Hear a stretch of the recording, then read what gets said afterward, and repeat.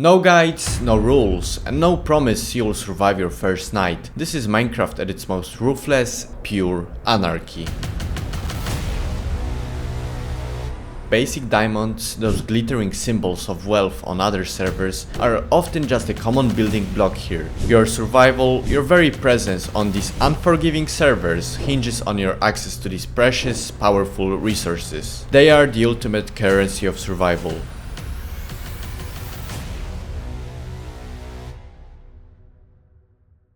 Duplication glitches, or simply dupes. A dupe is a critical flaw or exploit in the game's underlying code or a specific server's configuration that allows players to create multiple, identical copies of an item from just one original.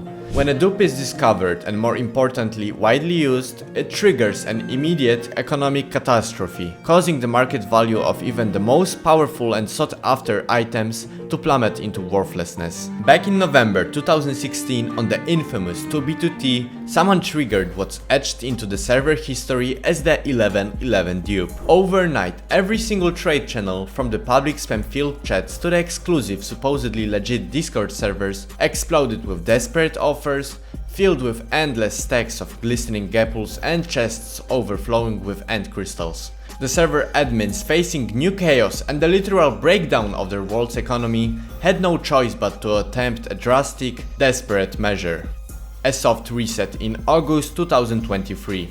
Their goal was clear: to prune the massive, hyper-inflated piles of duped goods, a desperate last-ditch effort to inject scarcity back into the system.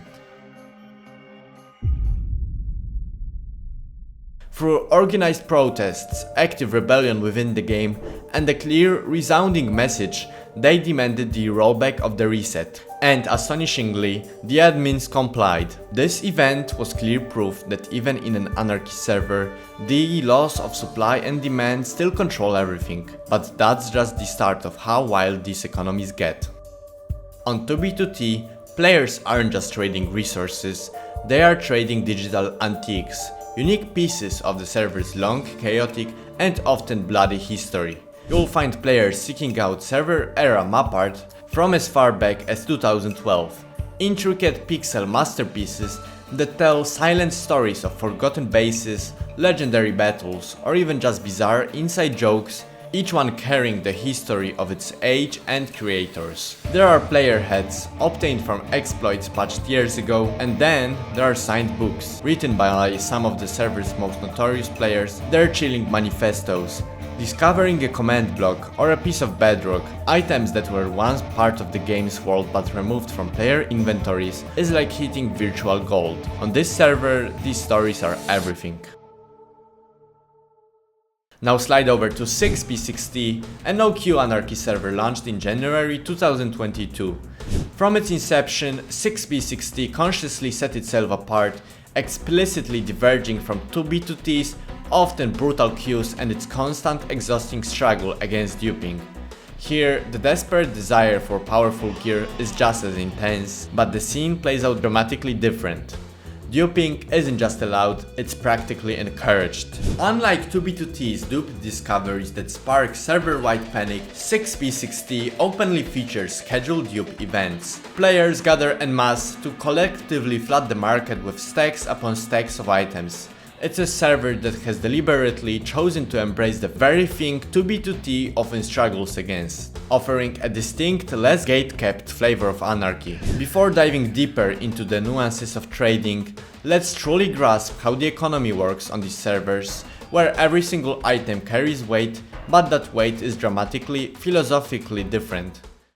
On 2B2T, essential consumables like gapples and crystals maintain their massive, often insane value precisely because they're your absolute best chance at survival in the face of constant danger and relentless threats. The server's history is a relentless, exhausting battle between audacious dupers trying to flood and crush the market, and the admins desperately trying to reintroduce scarcity and restore some resemblance of order. On 6B60, the sheer, overwhelming influx of duped items drives prices down on basic supplies, Here, scarcity isn't about consumable quantity, it re-emerges in the form of incredibly rare, lore-enchanted gear that can be replicated, add in the teleport commands wiping out travel costs, and goods move at lightning speed, and the focus shifts from basic survival to acquiring the ultimate truly unique items that set you apart.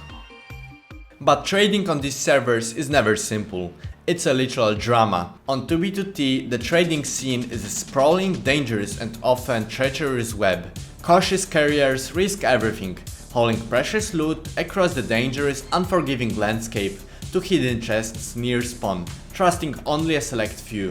One slip up, one moment of misplaced trust, like the infamous Shulker Road scandal, and you could lose everything overnight. In that devastating event, an entire trading network built on supposed trust was compromised, its hidden stashes looted, and countless players stripped of their hard-earned wealth, leaving a lasting, bitter scar on the community's trust. On 6b60, while scams still exist, the trading culture feels different. Beyond the trades and the dupe events, players push the boundaries even further.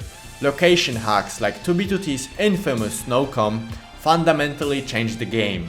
NoCom allowed players to bypass the server's anti-cheat, exposing coordinates of one's secret vaults and hidden bases, turning every build stash into a ticking time bomb.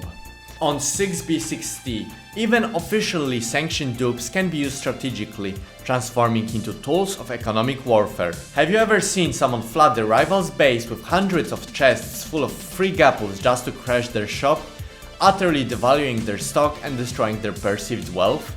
It's not about stealing, it's about undermining, about using abundance as a weapon.